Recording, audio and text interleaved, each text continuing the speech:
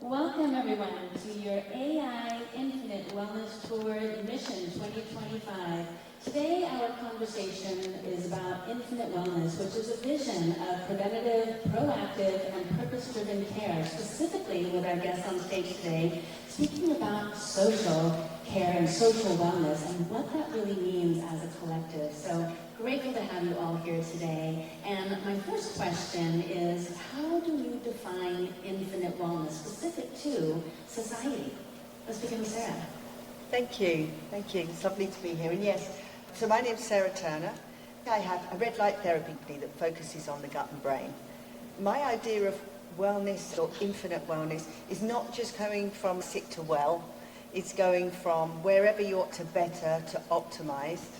I'm glad we're kind of on this panel talking about social, because for me it's a very holistic thing, and it has to include meaning and purpose and community. Because I think if you're not including that in your idea of wellness, you're kind of missing probably the major part of it.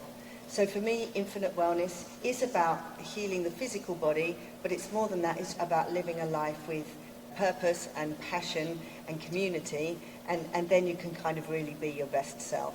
So I'm very glad we're talking about this today. Wonderful, beautiful, thank you for sharing. And Anka, how do you define infinite wellness in your work and how it relates to the social improvement of infinite wellness? Absolutely. My name is Anka Platon-Trifan, and I operate in the event technology space. A lot of AI, a lot of burnout, because if you work in the tech space, there's no set schedules. You don't just go home and relax. You have Slack, and you have Discord, and you have all the channels just coming at you all the time. I was thinking about this question, and in my mind, it was more of a resilience with a rhythm. You have to create a rhythm for yourself on how not only will you optimize mentally, physically, emotionally, but also socially in your relationships. Because sometimes you have to make some really hard choices in the type of relationship you're going to allow in your life, just because you're on such a short time. That takes courage and that takes boldness. Sometimes you have to say no to some relationships, and sometimes you have to be okay with taking breaks from others. For me, it was more of a rhythm that has to come with resilience to kind of create this wholesome experience that we all want to go through life, hopefully in a meaningful way.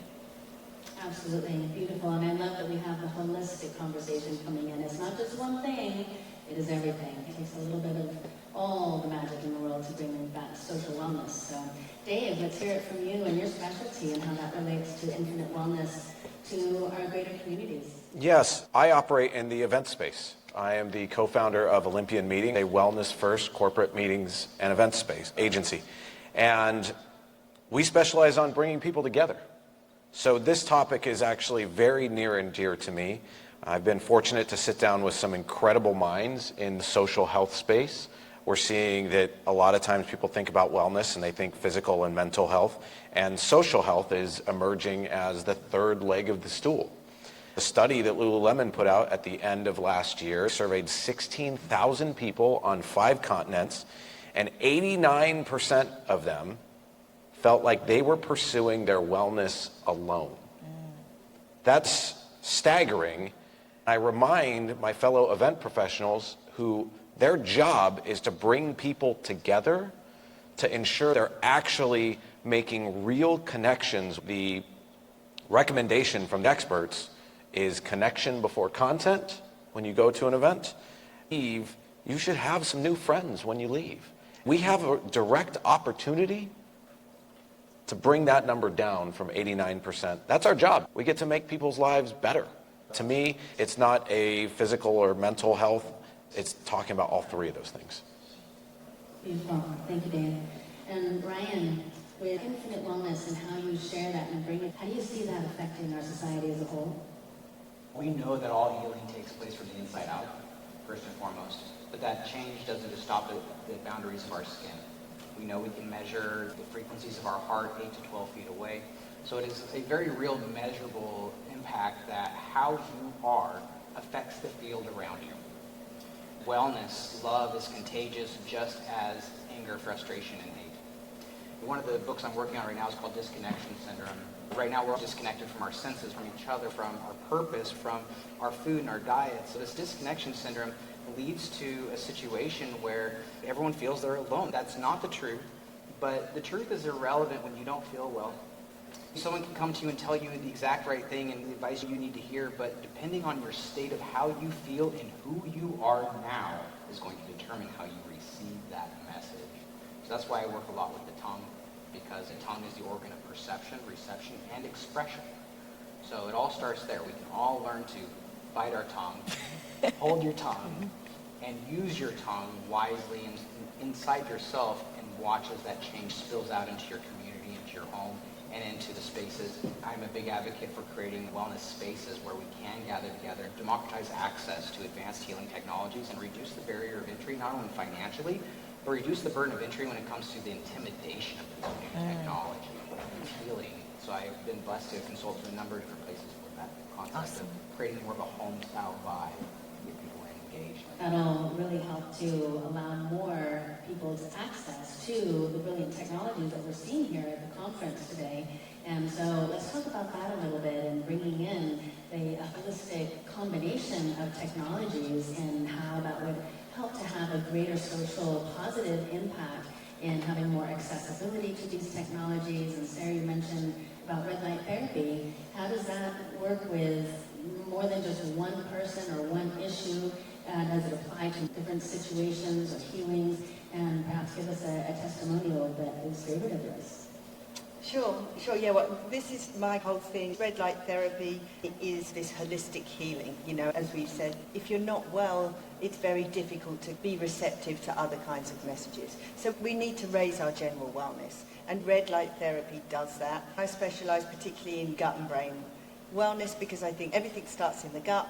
Also, if you can clear brain fog, you can think clearly, you can make better choices. So from that point of view, all of these technologies are really a way for us to connect with our natural rhythm. A lot of the technologies we're using are just mimicking nature. You know, a lot of things that we're doing, it's because we kind of have now more isolated indoor lifestyles. And really what we need to think more about how our ancestors would have lived. Red light therapy is mimicking sunrise and sunset. Sitting around the fire, fire is infrared light. Community, singing, having that in our lives. So when I'm doing red light therapy, like here, for example, we're here at Infinite Wellness, fabulous event. I'm doing sessions where everybody sits in a circle and we do the red light therapy and we do a breath work and a meditation together, because I'm simulating that, you know, our ancestors would have had that storytelling around the fire, doing things in community. I think these technologies are great. They're probably greater if we can find a way that brings people together. Yeah, absolutely. Share with us a little bit more about that and how we can bring these to more accessibility to more people so we can really see a greater social improvement.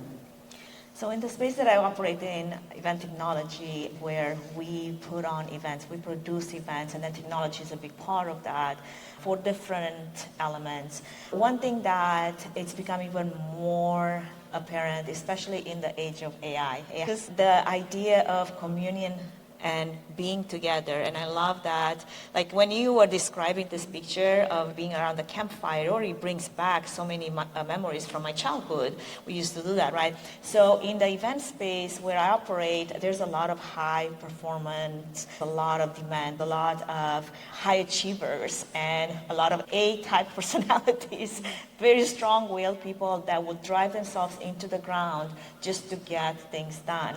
The last thing that they think about is how am I going to take care of this one vessel that I've got.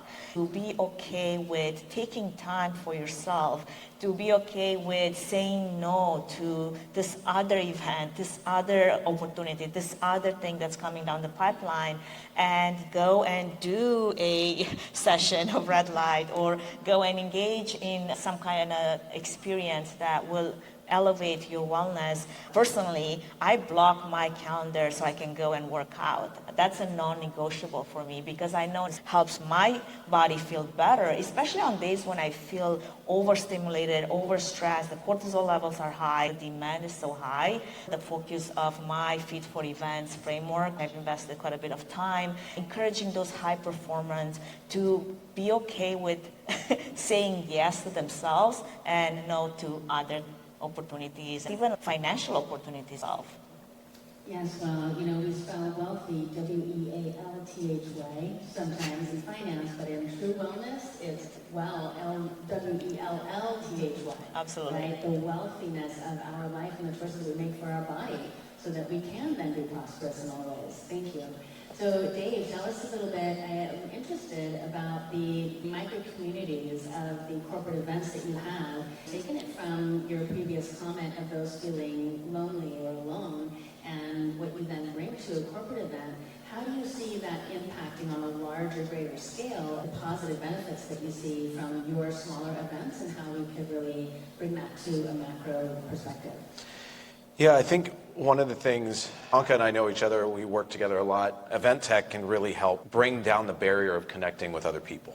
If you use technology correctly, you can facilitate introductions, you can help your participants find other participants who have the same values, who have similar likes, who have similar potential dislikes, whatever, however you want to spin it, but you can help ensure those connections are made.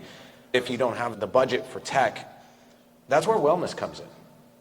Wellness at corporate meetings and events is an opportunity to create really genuine third spaces. And I don't know if anyone is familiar with the term third spaces. It's not work, it's not home. That's the third space. And even though a work conference can feel like work, you can take advantage of that. You might have a body weight boot camp first thing in the morning, and all of a sudden the executive isn't just the executive, and the person who sits at the front desk isn't the front desk person. They're two humans in a class. They're all working out together. A friend of mine calls it sweat working. And the person at the front desk might really outperform that executive. That executive sees them differently, and that front desk person sees the executive differently, and they see each other as people again. I think one of the things that's really interesting is if you look at some of the stuff happening in the wellness space, there's this new brand called Othership. They started in a guy's backyard in Toronto. He moved to a new neighborhood. He put a horse trough in his backyard, filled it with ice, and put on a Facebook group, hey, if you want to use my cold plunge, come on over. Just tell me what time. I'll leave the gate open. Now they have 4 actual venues. They do sauna for 60 people at a time, and it's not just 60 people that walk in. It's an actual group fitness class, kind of like what you were talking about beforehand. So by leveraging these opportunities to bring people together on a human level at corporate meetings and events like this conference, you really can make a difference in people's lives when they leave. Absolutely beautiful. Thank you for sharing. And that is very relevant to what you do, Ryan, right? And you're healing homes, with sharing technology, with having more communal events so that we can really help to impact more people in less time. How does AI have a play on that for us? It could reduce the barrier of resistance towards being honest with yourself. Because the appropriate usage of AI is to see it as the mirror. It's going to be reflecting back at you, utilizing it as a tool to be able to express, here's what I'm going through. I want to go work out, but man, I'm so tired. Say that into your AI. Have this dialogue. Hers will tell you, just shut up and go. Right. To reduce the barrier of entry, just having the conversation. It's all about dialogue and connection and communication, intrapersonally as well as interpersonally. As we learn to work with any level of intelligence here on this social level or intelligence when it comes to AI, it's still all electromagnetic. As Sarah was saying, like we used to go back and the fire was red light therapy, but it's also infrared. Our bodies are infrared. Body heat isn't just heat. We emit a very specific band of infrared that some scientists call biogenetic radiation, meaning it's responsible for the genesis of life on Earth. So every human being is a walking emitter of life-giving infrared. This is why I'm really into social saunas right now, and I'm doing research with the Relax Sauna company because they're the only ones making infrared in the exact band that we make. So in New York, where Othership is, they've got an amazing facility. We're working on building out some social saunas that not only use these kinds of generators, but more importantly, how do we add reflectivity to the walls in this particular bandwidth? So therefore, when we're all sitting in a room together, my infrared is coming off of here and it's bouncing off you, and our entire field becomes one.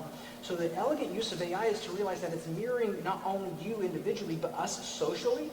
When we're in a social setting, it's taking the field effect. So get over your barrier and start having conversations with AI around what you're going through, what you're taking, what you're feeling, and let that reflect back to you so you can create a feedback, a resonance loop between you and another intelligence, the same way that we socially can do intellectually, but also just by our very presence and being around each other and shining our light on each other. Can I add a little something to that? Yes. I had a friend explain this to me because there's people who are like, oh, that's woo-woo stuff, right? And have you ever, like when you were a kid, you walk into a room and your parents have been arguing? You feel that immediately. This is not made up. This is why in-person events, you leave either drained or energized because you're exchanging energy with everyone there. Absolutely.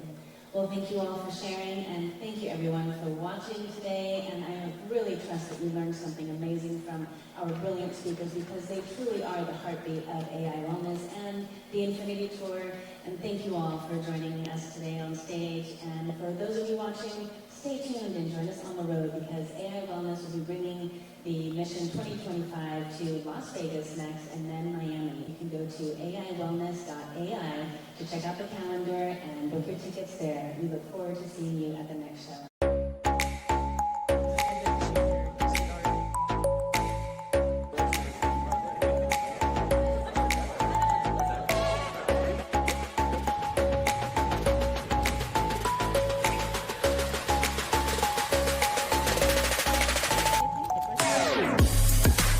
It's water. A thicker water, it tastes fresher, it's more pure.